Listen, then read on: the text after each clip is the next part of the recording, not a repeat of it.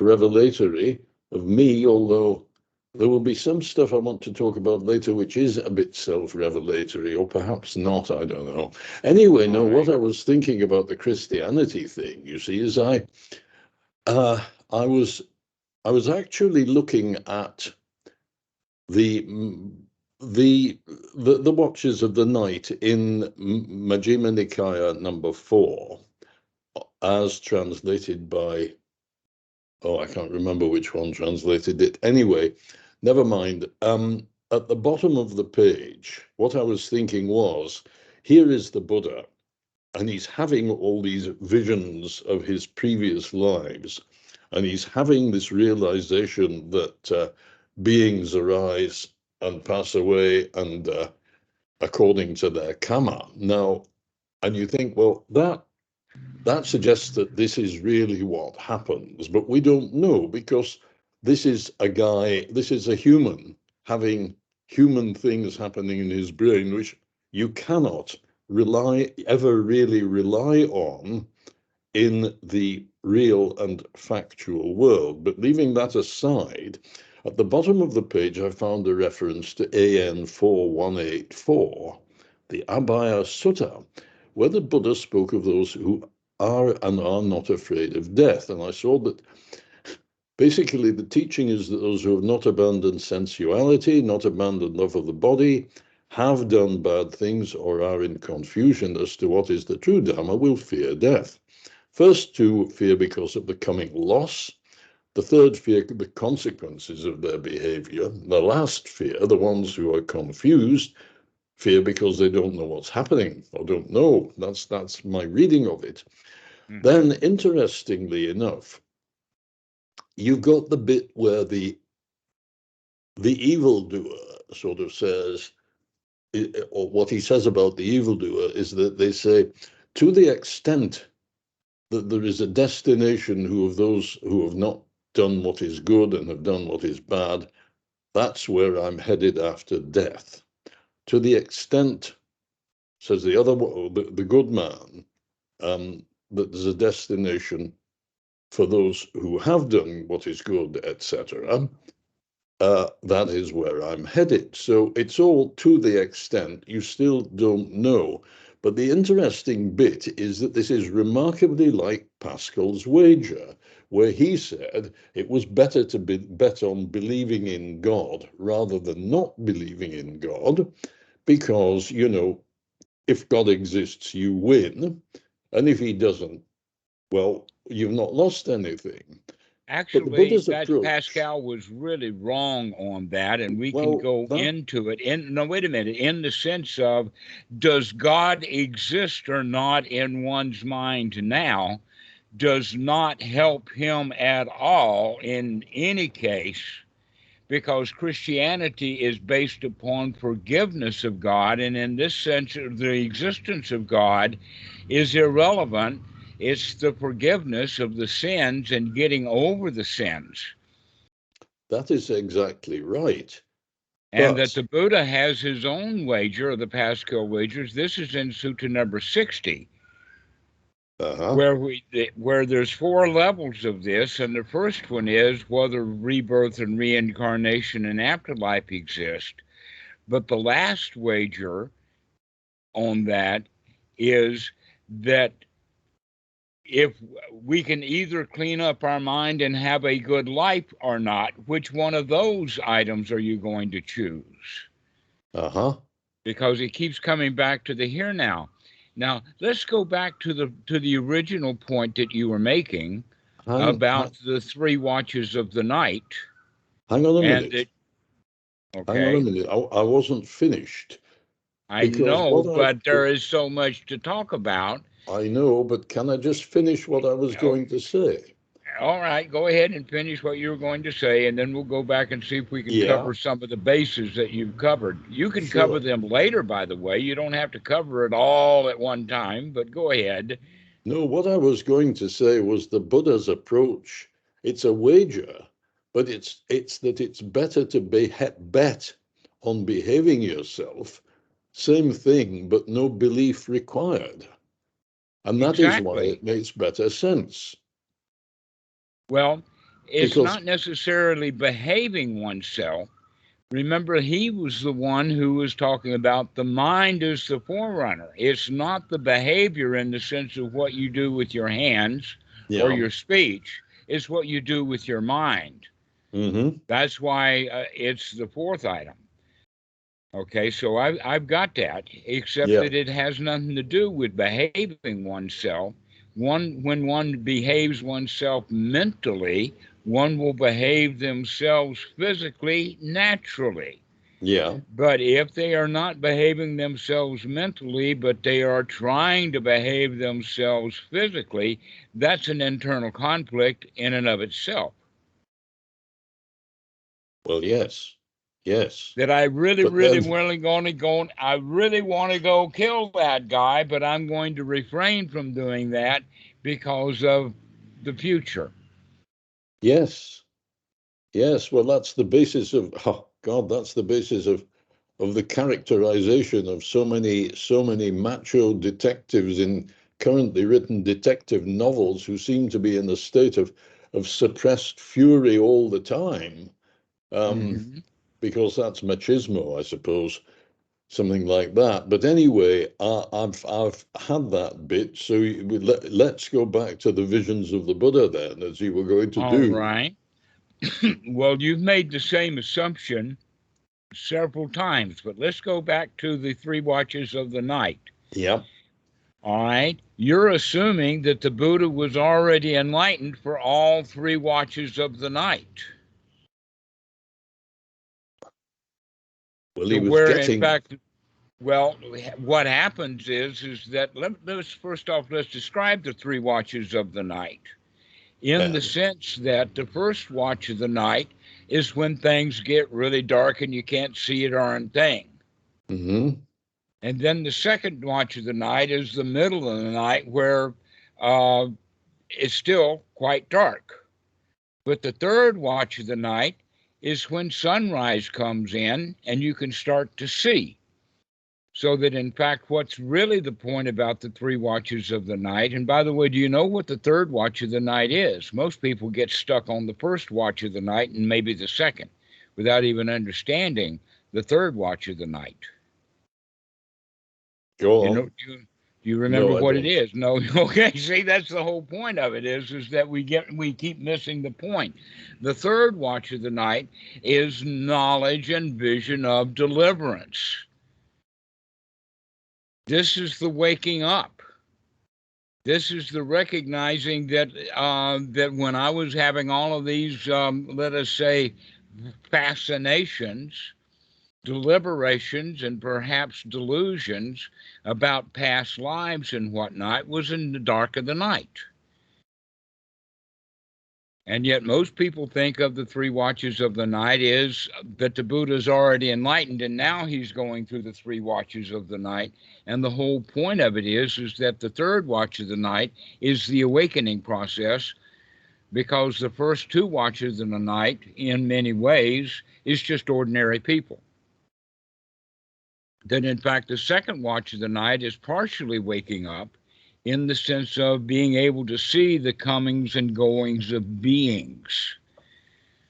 All right. Now, most people see the comings and goings of beings in the sense of rebirth and reincarnation. Oh, this being died as a farmer and he's reborn as a cow. Well, that's what was already in the culture at the time anyway.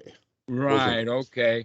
But the real point about the coming and goings of beings is to recognize that the guy that goes into the hardware store is not the same guy that comes out of the hardware store.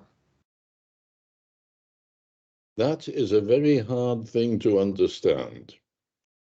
Right. Because I mean, this is changing the person.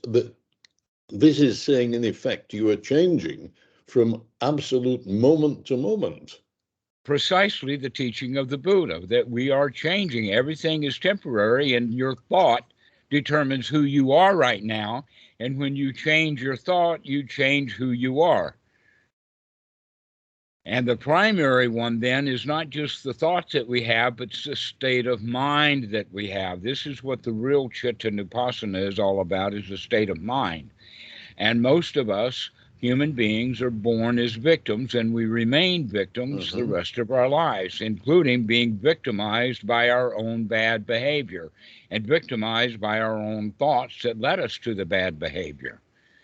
And we're stuck in that, but we can change, just like the guy.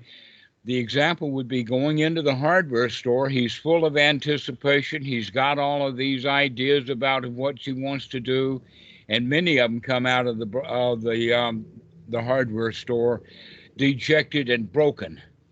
And others come out of the hardware store even more elated because now they have the tools that they want to go do what they're wanting to do. But in both cases, the guy is different after he comes out of the hardware store. And so the imagination then would be is that the Buddha is sitting on a high-rise building's top floor or whatever, looking down at the hardware store with binoculars, and look at postures and behaviors of people going into the hardware store, and then postures and behaviors of those same, what we would call the same beings, but in fact it's a different being. One being is going in with anticipation of getting a hammer, and then the next being coming out is disappointed at the price of hammers. Mm-hmm. Or the fact that they're fresh out of hammers, which is more usual. Precisely so. All right, so that second factor of the second watch of the night is part of the waking up process, is to recognize that we're not the same, that we keep changing, that you're moving target. Even ordinary people that are stuck in a certain style of behavior and a certain mental system are still in constant flux. They can be sitting on the couch and then they'll have a thought, and now they're full of anxiety and yelling at the wife. Well, yes.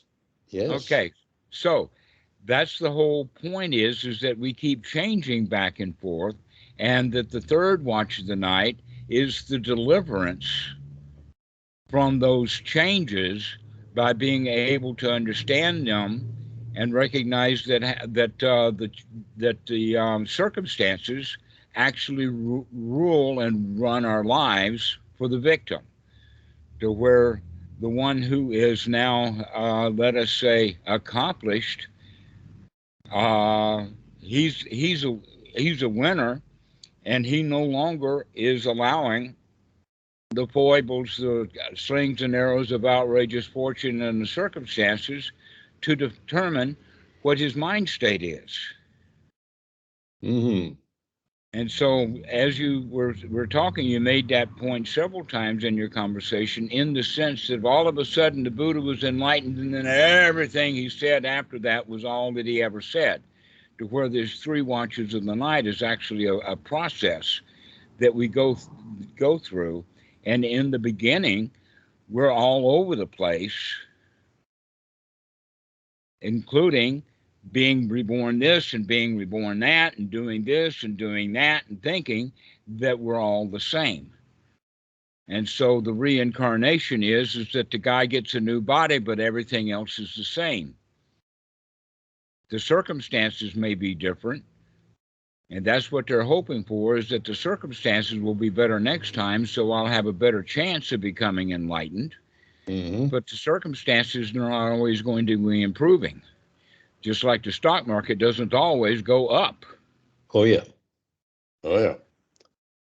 And so this is a kind of an ordinary thought process that we get stuck in that first watch of the night, and that's where most people are stuck. And it takes some deep insight to recognize that, no, things are changing. I'm not the same person that I was when I was 5 years old. I'm not even the same person that I was this morning. And from that, we can gain the deliverance. The deliverance then is that we have a choice as to who we're going to be in this present moment. But this is also, again, very difficult to understand, because, I mean, as I see it, what I'm doing when I'm inducing the sort of piti and sukha, I feel joy, excitement, happiness, and I sow that, and so on. But it's a kind of a mental and physical trick, and somehow I've learned to provoke a flush of hormones, effectively, in my system that produce these feelings. Now, what But is they the don't difference? last. That's the They whole don't point last. But is. what's the difference between me without those hormones and me with or me with the other hormones, where I feel like I want to hit somebody? All right. It's The still answer me. is that you can apply it for a short time, but you can't sustain it yet. Mm-hmm. And so you revert back to the old ways, the old pasture, the old desert, and then Mm-hmm. you come to an oasis, and then you go back into the desert again. This is the same thing as what we would refer to then as the Pilgrim's Progress. You know, an old novel back from the Middle Oh, I know Ages. the Pilgrim. Well, I've read it as a boy, yes, but Okay. So here's the point. When the pilgrim gets to the holy site, what happens to the pilgrim? When he actually arrives, I mean, the pilgrim is on the way to a holy site. That's the whole point, right? Well, what happens when he gets there? all The I pilgrim is remember. going to leave and go to another holy site. And when he gets to that one, he's going to leave and go to another holy site because he's a pilgrim. Well, I don't know. I don't remember how it ends. All I remember is the quote about Mr. Standfast, and it ended with, and so he passed over, and all the trumpets sounded for him on the other side. So, Right? Which means that nobody then, the pilgrims, do not find comfort, joy, and the paradise in the very holy place that they were searching for. They continue to search. mm-hmm. And that's the same thing as having the piti and the sukha, and then they're gone. And then Mm-hmm. we get them again, and then they're gone. Yeah. What about getting it and keeping it? Well, because you can't get it and keep it because it's conditioned, isn't it? It depends Well, who's on you doing the setting it up. condition? Who's Eh? doing the conditioning, though? Well, me. No, there's no me. There's different me's. The me that conditions to get into it is not the same me that conditions getting back out of it. Can you start to sustain it, to apply the mind and then sustain it in that place? And if you can't sustain it, then apply again and get back into it again. Well, I can apply it. Well, let's put it this way. I can apply it and sustain it so that, I'm flicking between breathing. Well, one changes, doesn't one, between breathing in, I experience piti, and breathing out, I experience piti, and then breathing in, I experience sukha. And then suddenly, you think, right, well, I'm breathing in an experience in sukha, and then the sort of piti comes up like a wham, and the sort All of, right. Well, that's not the point. The point is that other thoughts come up and then wham and it's gone. yeah, but then you get it back. Well, do you? Yes, you can do. Occasionally, yes, once a day. Can you No, can you apply it and keep it hour after hour? And no, then I when you can't lose apply it, it you and go back. sustain it. I can supply it or sustain it for 10 minutes, something like Okay. that. Well, here's the funny part then in that regard is that why when you come on the calls with me, you're full of hindrances and doubts and worries and questions. Damn right. All Damn right. right. Because every time I look for something on the internet, heavens above, every time I look at the UK Sangha thing, there's somebody posting clever stuff that I find difficult to understand. Well, do you understand enough? Do you understand that, in fact, that you can apply and sustain the mind to keep in the sukha, and you don't have to understand everything that every squirt in a robe says? Yes, if I remember to turn my mind to it. Indeed. Right, exactly. That's what the whole teaching is remember to turn away from all of those questions and all of that information and turn the mind back to this is good enough. Everything is okay. Everything is fine. That's the deliverance. The deliverance from what? All of those questions, all of that coming and going. Well, yes, it is and it isn't, because you're sitting there. I mean, this is all stuff that I record after the event. I mean, one sits there and hang on, where's it gone? Yes. The thought comes up, you see, I am breathing in, I'm experiencing sukha, whatever. And then I go back to the fact that somewhere in my mind, there is this big parcel, you can call it a parcel of shit, the remorse for the past, fear of the future, and so on. And when I stop this experiencing sukha, all that is still going to be there. It doesn't matter how many burgers in your simile that you throw down the privy, the shit's still underneath there. Yes. Why don't you learn now then to stop stirring up the shit? Stop looking for something and just be happy. Once because you get as simple. a pilgrim, that is simple, isn't it? It's not too simple. In fact, you're making it hard because you think that it's too simple. Yep. Just like the pilgrim, it was good enough to get to the first holy site. Why not stay there? Why does the pilgrim get up and go on a pilgrimage that lasts ever how long to get to the next holy site, and he's hardly going to stay there long enough to rest? Then he's going to get up and go someplace else. Let's start dwelling in those holy places. Let's start dwelling in the Pikti and the Sukha instead of asking all of these questions. But I am a human and I ask questions. Yes. Can you become superhuman by stop asking questions? That wouldn't be superhuman. Yes, it would be. That would be subhuman. No, that would be satisfied. Subhumans are really unsatisfied. Every animal is completely unsatisfied. To become superhuman, to become super mundane, is to become satisfied and be able to maintain that satisfaction rather than getting lost in the bog again. Every animal is unsatisfied. Your sheep safely grazing, etc., in the pasture. And all they have to do is hear a wolf's howl and they go nuts. Well, sure, but then, Right. Can the sheep graze happily in the pasture and the wolf comes right into the pasture? Can they be safe and secure knowing that the collie, the border collie, is right there? He's going to take care of the wolf. The sheep don't have to do that. But in fact, sheep are quite manipulatable because they're very much of a victim. And they're manipulated both by the dog and by the wolf.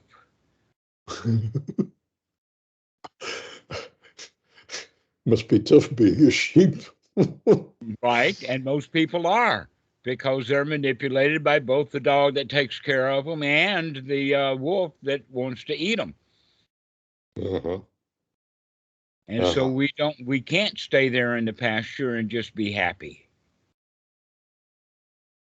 Okay, so we can get over being the sheep and say, I can handle this dog and I can handle this wolf. But my way to handle the dog and handle the wolf is to remember to go back into the first jhana, if you like. Now, how does that? This is all done on the basis, as I understand it, of mind moments, everything happening very fast. But what happens? So be quick to not let that wolf howl freak you out. But what happens when, you know... Or the jerk in the robe. Yeah, but you see, what happens when the sickness overtakes you and you get continuous pain? So the continuous pain is coming in every mind moment. How Guess are you going what? to cope with That doesn't happen though. The pain will come in, it'll be intense, and we pay attention to it. But then the doctor walks in the room, and all of a sudden now we're paying attention to the doctor until he mentions your pain, and now you're paying attention to the pain again. The fact is that pain is not there all the time, with us focused on it all the time.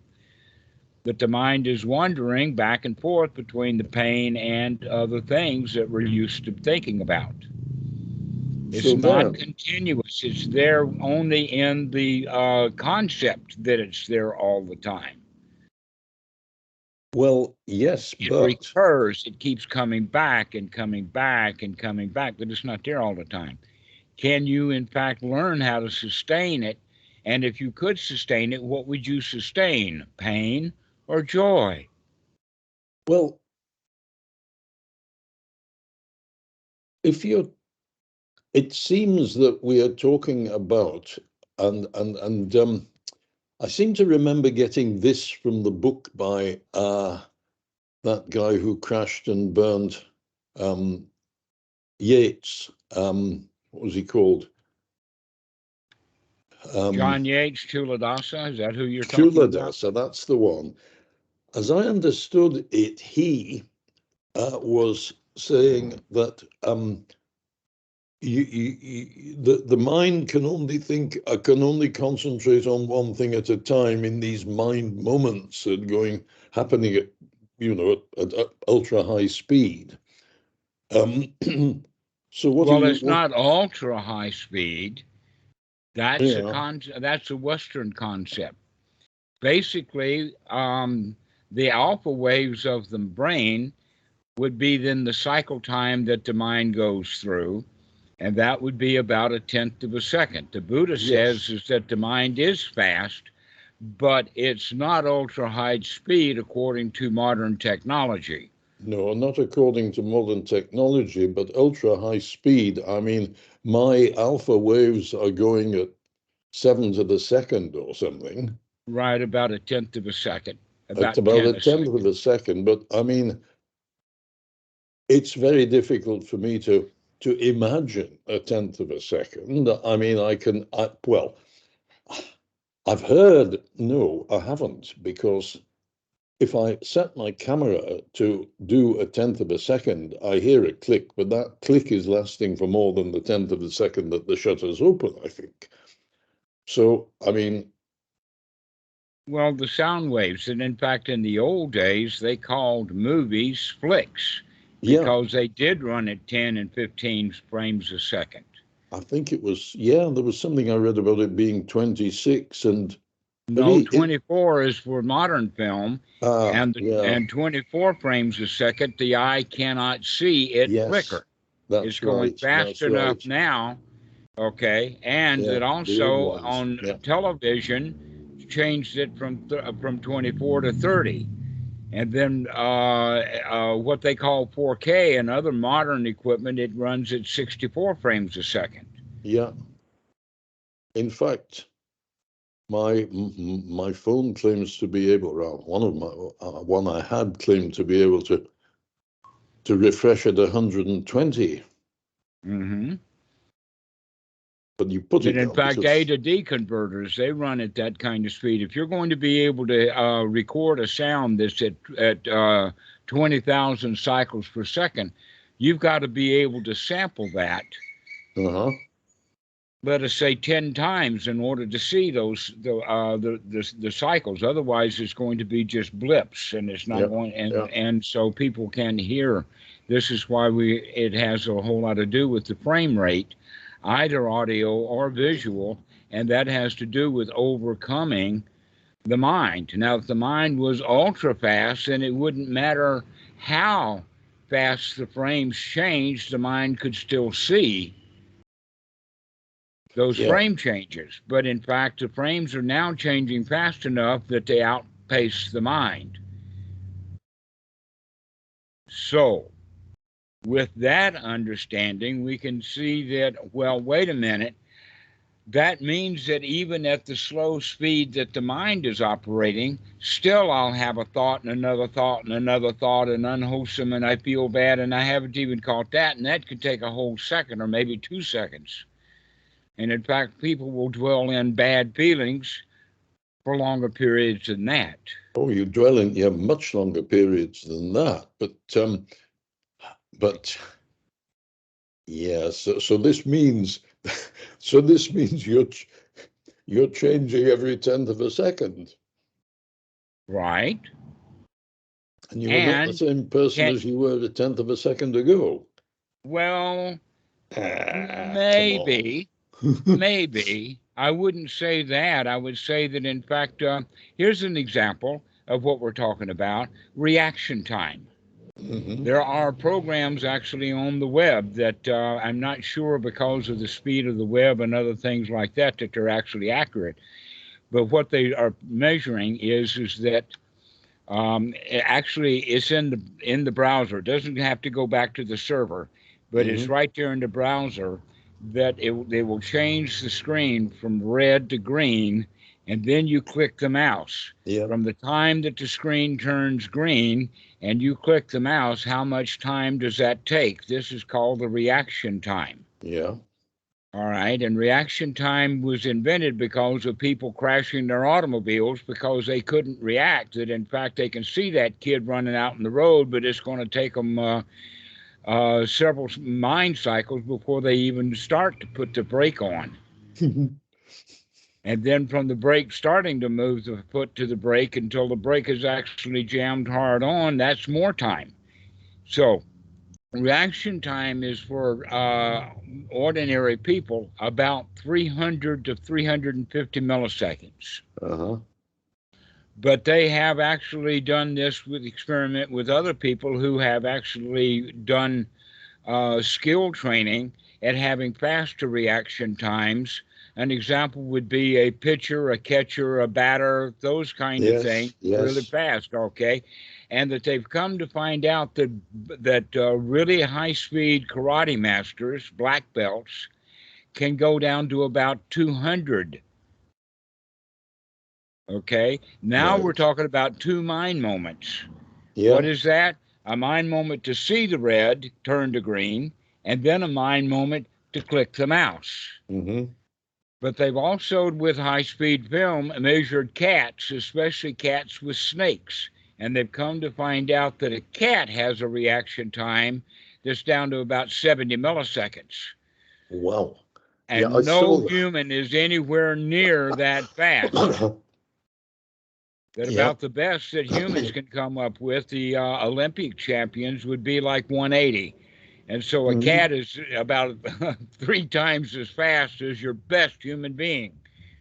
That's why mongooses and cats can handle snakes, and humans get bit. We had a very stupid cat. Well, see, he seemed very stupid, but I once saw him take on a snake. And that snake didn't have a chance. It was sort of batting the snake back and forth at this terrific speed. Most of the time, the cat would sort of sit down in the middle of the floor and go, duh, what was I going to do next? Duh. I'm not, oh, that's right, I wasn't going to do anything next. Next is a long time from now. Couple of naps away, in fact. Mm-hmm. Yeah. Right. So different animals have different reaction times. The question is that how many cycles does it take of us humans having unwholesome thoughts, bringing up adrenaline, bringing up all those chemicals in the body before we can remember to take a look at what we're thinking and then make a change. And the faster the reaction time, for instance, a loud noise, and people jump for a loud noise. But people who were paying attention to what's going on when the loud noise happens, they barely respond. Why? Because they are not reacting with their old instinctual, their mind is now fast enough that, in fact, that's another point to make, and that is that we have two minds. In fact, actually, we have three, but let's talk about it in the sense of two minds. The two minds are the instinctual mind that will react immediately, like the cat will jump right into the air when the snake strikes, right? But we humans have a much slower machine. That's the one that we're measuring now with the alpha waves, and it takes us a while to process stuff. Sometimes it takes people a couple of seconds to process stuff. Sometimes it takes even longer to process stuff. And while we're processing, and by the way, the processing time is what they call in the Pali the Dhammarato, or the perception. The perception, yeah. And while we're processing, we're not watching. This is why the baseball players, they have the concept of keep your eye on the ball. And what that means is keep your eyes working. Don't think that you know where that ball is going to go, because it may start to curve. It's not going to go in a straight line or an arc. It can twist around depending upon the spin that the pitcher puts on it. Can you watch where that ball is going so that you can hit it by the time it gets here? Right? And that's the reaction time, and that takes a certain amount of high-level processing. Rather than the cat's just going to see that snake and he's going to jump backwards. That's all he does. Okay? So there are many different sub-processes in the mind, like this automatic, or this nervous system, or this intuitive or DNA level, the instinctual level, versus the process level. Can we start to speed up the process? And can we spend more time in input? And that's where you're going to learn that those, when you apply the mind and get it into the jhana, then can you keep it there, or are you going to let those unwholesome thoughts take you out of it? Can you sustain it? Can you be there for it? This is basically the point about the 3 watches of the night. But the way that it's stated, most people they get all involved with the first and maybe the second, and they forget all about the 3rd watch of the night, which is the fact that we can wake up and make a change. We can take deliverance. We can catch that baseball, even if it's a spitball. We can catch it if we watch it. But if I understand you right, you're doing this at the rate of 10 to the second. No. Or you're seeking to do this at rate of 10 to the second. You're trying to... Right, but the alpha waves don't operate at there's no clock inside that has a fixed cycle.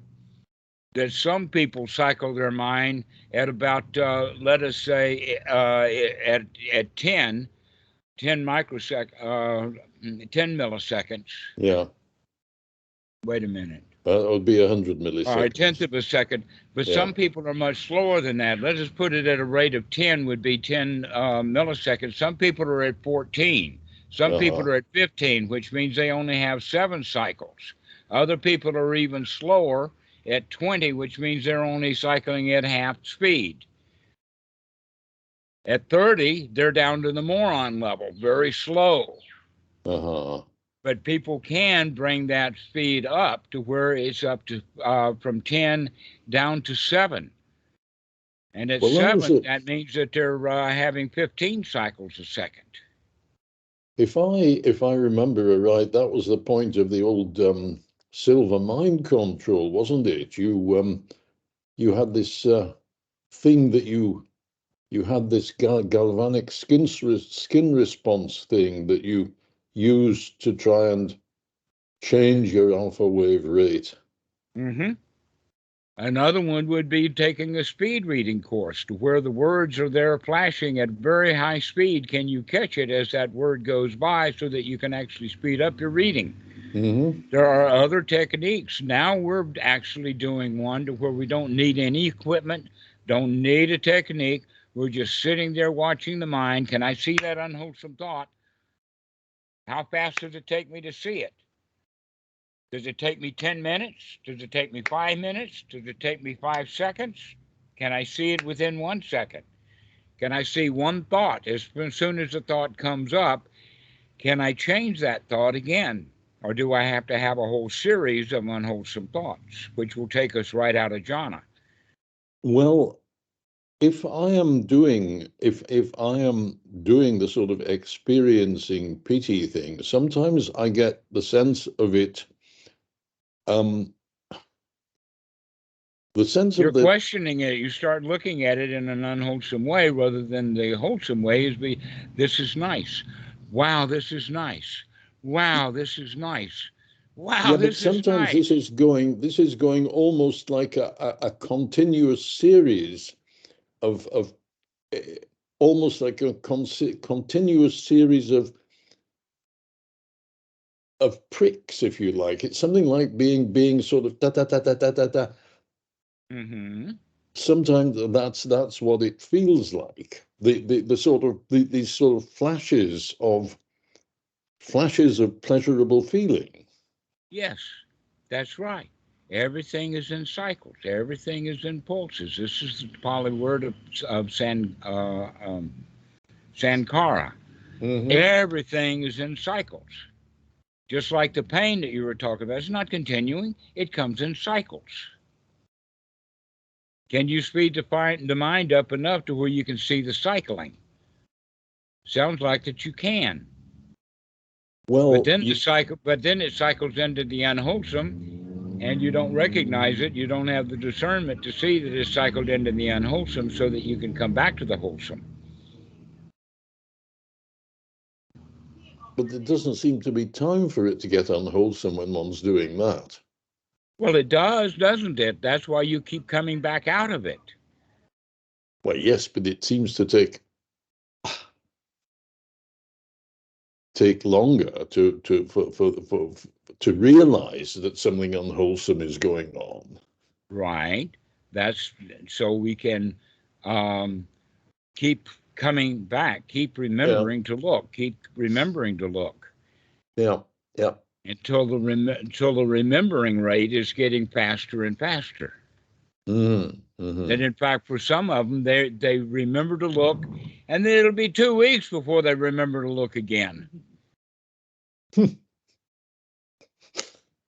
Yeah, well, what I'm doing at the moment, I'm trying to do 5 frequent sits of 5 minutes at a time. So keep going, keep doing that. And when thoughts of doubt and thoughts of, oh, this monk said that, or the sutras say this, remember that the mistake that you made so far today is to think that the Buddha's in a steady state, that he was always a Buddha, including the first watch of the night, the second watch of the night, and the third watch of the night, recognizing that it's the third watch of the night is where we do wake up. But then presumably he is in a steady state. But no, he isn't in a steady state because he gets backache, doesn't he? Or he did? Yes. Or was that just an excuse to put Ananda on the spot to make Ananda do some teaching? I don't know, but he went and laid down, didn't he? Well, he lays down every night. I mean, you lay down. I don't know of anybody who stands up to sleep. Horses, maybe. Maybe. Well. So anyway, let's go ahead and finish this call because I've got something to urgently to go do. Call of nature, so to speak. Right. Okay. Well, thank you for that. It's been fun. It always is. I really enjoy our conversations. You keep asking questions, and I keep trying to get you to stop asking questions and start enjoying even more of your practice. But I enjoy asking the questions. It's fun. You know, it's like these it's like these Hasidic Jews that sit and dispute all the time about what the Talmud says. You know, but for them that'll be fun. Except that then they wind up not having any real deep joy. Maybe so, but there we go. Okay, thanks All a right. lot, Ben. Gerry, so good. Thank you.